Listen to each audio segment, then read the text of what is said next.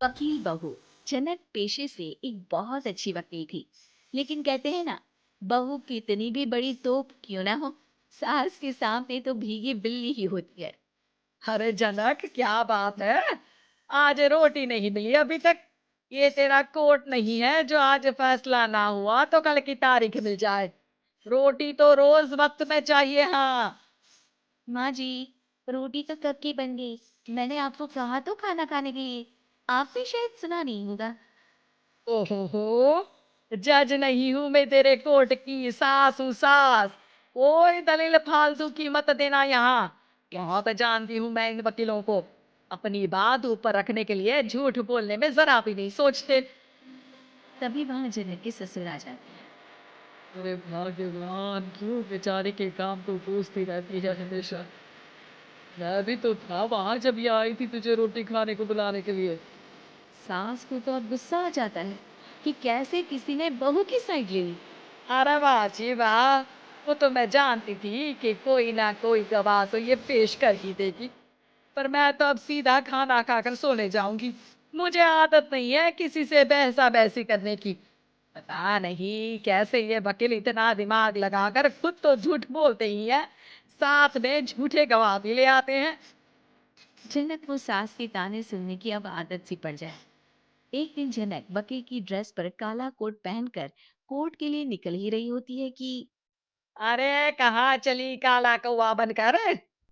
टोक दिया ना। अब कोर्ट तो वकील वाली ड्रेस पहनकर ही जाऊंगी ना। वाह भाई वाह, दामिनी तो मैंने भी देखी है।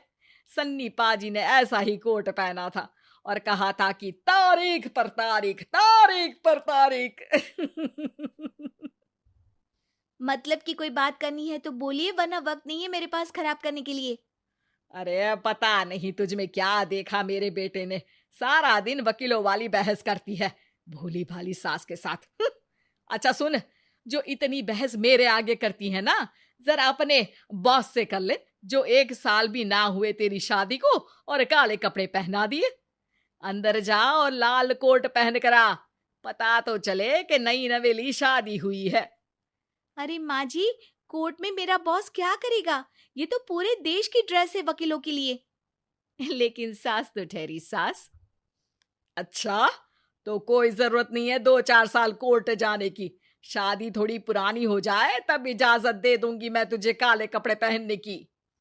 अब क्या था, मन मारकर जनक को लाल रंग का कोट पहनकर कोर्ट जाना पड़ता है। उसके जाने के बाद आहा, बड़ी आई पूरे देश की ड्रेस की बात करने वाली।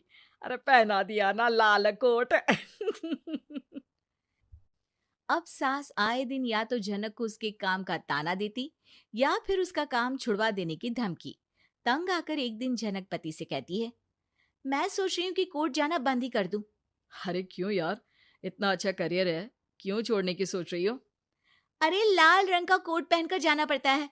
हर बात पर सास ताना देती है कि वकील तेज होते हैं, सवाल जवाब करते हैं, झूठी दलीलें देते हैं। अरे तो ठीक है ना, वो जो कहती है अपनी समझ से कहती है, लेकिन तुमको तो पता है ना कि सच्चाई क्या है। जनक को पति की बात से हौसला मिलता है कि तभी घर पर कुछ लोग आ जाते हैं। अरे आइए आइए पंच साहब, कैसे आना हुआ? अरे भाई साहब, सुना है कि आपकी बहू वकील है। तभी वहां सास आ जाती है। हाँ है तो, लेकिन क्या हुआ? फिर कहीं बहस कराई क्या? अरे हम तो खुद दुखी है उसके व्यवहार से। अरे भाभी जी, आपको तो पूरा मोहल्ला जानता है कि आप कितना बोलती है। फिर हम यहाँ बहू रानी की कोई शिकायत नहीं, बल्कि अपनी परेशानी लेकर आए हैं। ससुर जी खुश हो जाते हैं। हाँ हाँ, मैं भी बहू को बुलाता हूँ। जनक वहां आती है, सबको नमस्ते करके बैठ जाती है।